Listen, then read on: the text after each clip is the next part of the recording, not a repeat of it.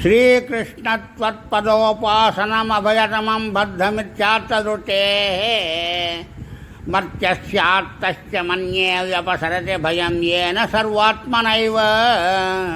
यत्तावत्तत्प्रणीतानिह भजनविधीनास्थितो मोहमार्गे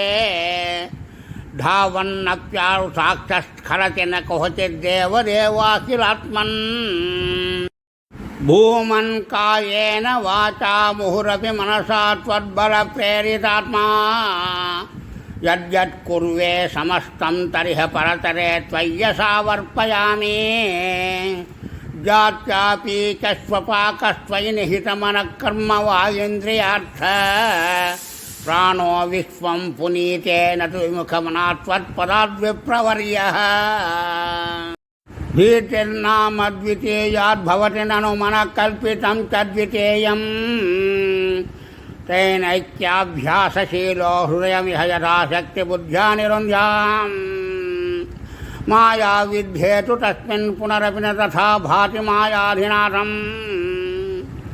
तं त्वां भक्त्या महत्या सततमनुभजनीश भीतिं विजह्याम् भक्तेरुत्पत्तिवृद्धि तव चरणजुषां सङ्गमेनैव पुंसाम् आसाद्ये पुण्यभाजां श्रिय इव जगति श्रीमतां सङ्गमेन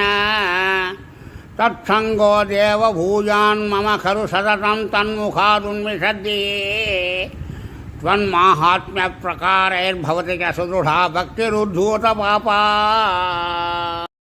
श्रेयो मार्गेषु भक्तावधिकबहुमतिर्जन्म कर्माणि भूयो गायन् क्षेमाणि नामान्यपि तदुभजत प्रधृतं प्रधृतात्मा उद्यद्धासः कदाचित् कुहचिदपि रुदन् क्वापि गर्जन् प्रगायन् उन्मादेव प्रणृतन्नैकुरु करुणां लोकबाह्यच्चरेयम् भूतान्येतानि भूतात्मकमपि सकलं पक्षिमत्स्यान् मृगार्येन् मत्स्यान् मित्राणि शत्रूनपि अमितमतिस्त्वन्मया ज्ञानमाने त्वत्सेवायां हि सिद्ध्येन्मम तव कृपया भक्तिदार्ढ्यं विरागः त्वत्तत्त्वस्यावबोधोऽपि च भुवनपते यत्नभेदं विनैव नो मुह्यन् क्षुत्पुराद्यैर्भवसरणिभवैस्त्वन्निलीनाशयत्वात् चिन्ता सा तत्यशाली निमिषनवमपि त्वत्पदादप्रकम्पः इष्टानिष्टेषु तुष्टिव्यसनविरहितो मायकत्वावबोधात् ज्योत्स्नाभिस्त्वन्नखेन्दोरधिकशिशिरितेनात्मना सञ्चरेयम् भूतेष्वेषु त्वदैक्यस्मृतिसमधिगतौ नाधिकारोऽधुना चेत् त्वत्प्रेम त्वत्कमैत्री जडमतिषु कृपाद्विषु भूयादुपेक्षा अर्चायां वा समर्चा कुतुकमुरुतरश्रद्धया वर्धतां मे त्वत्संसेवी तथापि द्रुतमुपलभते भक्तलोकोत्तमत्वम् आवृत्य त्वत्स्वरूपं क्षितिजलमरुदाद्यात्मना विक्षिपन्ति जीवान् भूयिष्ठकर्मावलिविवशगतेन दुःखजाले क्षिपन्ति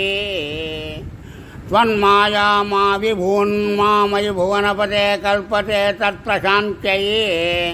त्वत्पादे भक्तिरेवेत्य वददयि विभो सिद्धयोगी प्रबुद्धः दुःखान्यालोक्य जन्तुस्वरमुदितविवेकोऽहमाचार्यवर्यात्